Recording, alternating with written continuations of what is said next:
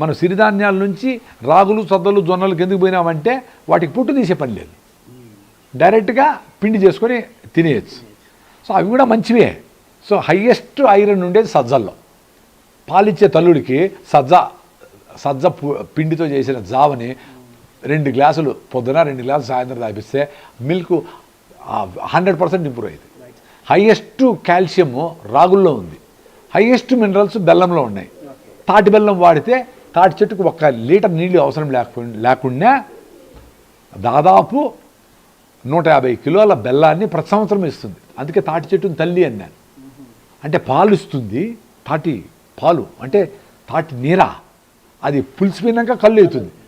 తాటి చెట్టుని కళ్ళుకు అనుసంధానం చేశారు, కానీ తాటి చెట్టు తల్లి లాంటిది. ఎందుకంటే ఆ పాలు అద్భుతమైన డ్రింక్ అన్నమాట, ఎనర్జీ డ్రింక్ జనాలకి, ఎవరికైనా.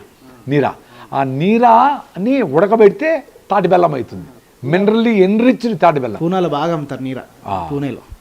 పొద్దున్నే దింపితే నీరా అంటాం, ఫర్మెంట్ కాకుండా ఉంటే. అది ఫర్మెంట్ అయినాక మత్తు కలిగజేస్తుంది.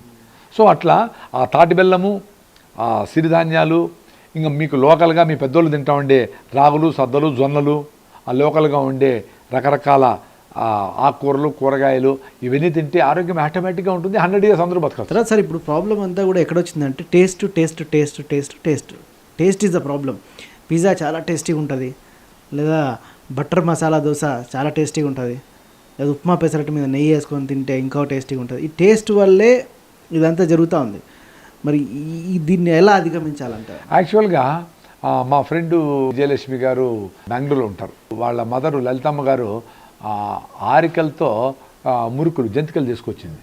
దాంట్లో వాము జీలకర్ర ఏదో వేసింది. ఎంత టేస్టీగా ఉందో, నాకు అయిపోతుందేమో అనుకుని చిన్నగా తింటా ఉండేది, అంత టేస్టీగా ఉంది. సో వీటిని సామరవ్వతో, ఇంకొక ఆమె పొద్దుటూరుకి వెళ్ళినప్పుడు సామరవ్వతో ఇడ్లీ చేసింది వేడిగా. ఆ సామరవ్వ, కొబ్బరి చట్నీ, వేరుశనక్కాయలు, పల్లీల చట్నీ, పొడి. ఆమె పాపం 2-3 తింటామని తెచ్చింది. అమ్మ తీసుకురామని 15 ఇడ్లీలు ఖాళీ చేసిన. సో అంత టేస్టీగా ఉంది. అంటే దీన్ని మనసు పెట్టి చేసి కొన్ని అర్థం చేసుకొని 6 to 8 hours నానబెట్టాలి. ఆ ఫైబర్ లోపల నుండి 8% ఫైబర్ బాగా నానితే సాల్యుబుల్ ఫైబర్ అంతా పోయి హార్ట్లో ఎక్కడ బ్లాక్లు లేకుండా క్లీన్ చేస్తుంది మొత్తం శరీరం అంతా. ఇన్సాల్యుబుల్ ఫైబర్ అంతా ఫ్రీ మోషన్స్ అని పుష్ చేస్తుంది, పెరిస్టాలిక్ మూమెంట్ని ఎక్కువ చేస్తుంది. సో ఈ చిన్న చిన్న టెక్నిక్స్ని అర్థం చేసుకొని నానబెట్టుకొని తినడము, వాటిని రవ్వ చేసుకొని ఫర్మెంటేషన్ కెమికల్స్ లేకుండా అదే అన్నాన్ని కొంచెం కలిపి రుబ్బడము, ఫర్మెంటేషన్ అయ్యి ఇడ్లీ పఫీగా వస్తుంది. సో చిన్న చిన్న టెక్నిక్స్ని ఈ గ్రూపుల ద్వారా కూడా అందరూ తెలుసుకొని ఒకరికొకరు అర్థం చేసుకొని మొదలు పెడితే ఈ వరి ధాన్యం పండించే రైతులు, గోధుమలు పండించే రైతులు అందరూ కూడా సిరిధాన్యాలని పండిస్తూ అందరికీ ఆరోగ్యాన్ని పంచే ఒక గొప్ప కార్యక్రమానికి పిఎంసి ఛానల్ వాళ్ళు దోహదపడతారని ఆశిస్తాను. Thank you sir. అయితే దీన్నే టేస్టీగా వండుకోవడం నేర్చుకోవచ్చు. టేస్టీగా చేయొచ్చు, చాలా టేస్టీగా చేసుకోవచ్చు.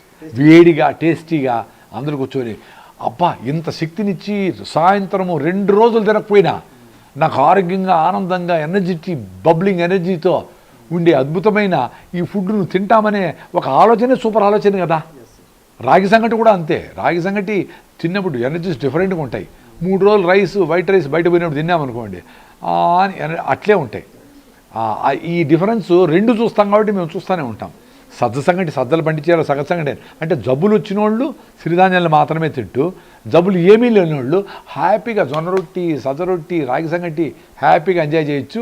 సిరిధాన్యాలు 2 రోజులు తిన్నట్లు జబ్బులు లేని వాళ్ళు 2 రోజులు రాగులతో, 2 రోజులు సద్దలతో, 2 రోజులు జొన్నలతో కూడా తింటే కూడా ఎక్సలెంట్గా మీ కావాల్సిన న్యూట్రియంట్స్ అన్నీ రకరకాల పదార్థాలన్నీ